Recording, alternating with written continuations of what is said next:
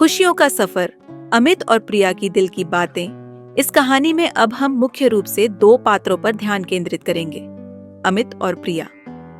वे एक मध्यम वर्गीय दंपत्ति हैं जो जीवन की भागदौड़ के बीच अपने रिश्ते को मजबूत बनाए रखने के लिए एक साथ समय बिताने की कोशिश करते हैं।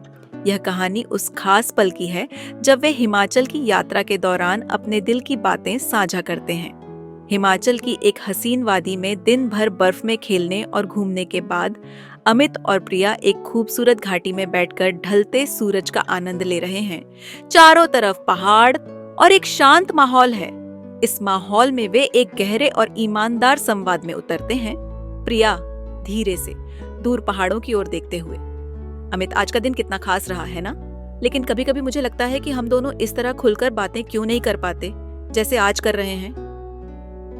अमित प्रिया की ओर देखते हुए, उसके हाथ को थामते हुए, हाँ प्रिया, मुझे भी लगता है कि जिंदगी की भाग दौड़ में हम दोनों कहीं खो से जाते हैं। ये सफर न सिर्फ हिमाचल की खूबसूरती दिखाने आया है, बल्कि मुझे यह एहसास दिलाने भी आया है कि तुम मेरे लिए कितनी खास हो। प्रिया मुस्कुराते हुए, आंखों में हल्की नमी के साथ, अमित, हम दोनों ही अपने अपने काम में इतना उलझ जाते हैं कि एक दूसरे के लिए समय ही नहीं निकाल पाते। तुम ऑफिस के काम में और मैं घर के कामों में, लेकिन आज यहाँ ऐसा लग रहा है जैसे हम फिर से वो पुराने दिन जी रहे हैं। अमित गंभीरता से प्रिया की आंखों में देखते हुए, तुम्हारी बातें सुनकर मुझे भी यही महसूस हो रहा है। शायद हमें अपने रिश्ते के लिए ज्यादा समय निकालने की जरूरत है। हमारे बीच वो प्यार और अपनापन अभी भी है, बस उसे महसूस करने की जरूरत है। प्रिया हल्के से सिर हिलाते हुए, उसके कंधे पर सिर रखते हुए, तुम्हारी बात सही है, लेकिन कभी कभी मैं सोचती हूँ कि क्या मैं एक अच्छी पत्नी हूँ? क्या मैं तुम्हें वो सब दे पा रही हूँ जो तुम्हें चाहिए?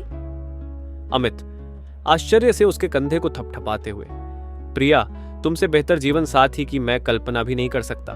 तुमने हमेशा मेरा साथ दिया है, हर मुश्किल में, हर खुशी में। अगर मैंने तुम्हें यह महसूस नहीं कराया तो यह मेरी गलती है।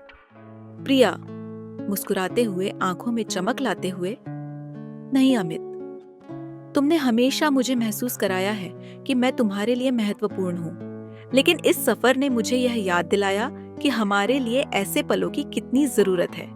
हमें एक दूसरे के साथ ऐसे ही पल बिताने चाहिए ताकि हम अपने रिश्ते को और मजबूत बना सके। अमित गंभीरता से, तुम सही कह रही हो प्रिया। हमें ऐसे छोटे छोटे ब्रेक्स लेने चाहिए ताकि हम जीवन की वास्तविक खुशियों को महसूस कर सकें। इस ट्रिप ने मुझे यह सिखाया है कि हमें हर दिन को ऐसे जीना चाहिए जैसे आज आखिरी दिन हो। प्रिया मुस्कुराते हुए, हल्की हंसी के साथ, तो फिर वादा करो अमित कि हम दोनों हमेशा ऐसे ही एक दूसरे के साथ समय बिताएंगे, चाहे कितनी भी व्यस्तता हो, लेकिन हम एक दूसरे के लिए समय निकालेंगे। अमित मुस्कुराते हुए, प्रिया के हाथ को अपने दिल पर रखते हुए, वादा, हमेशा। प्रिया हंसते हुए, अच्छा अब चलो आरव के पास चलते हैं, वो भी हमसे यह सब सुन लेगा तो पूछेगा कि मम्मा पापा क्या कह रहे थे।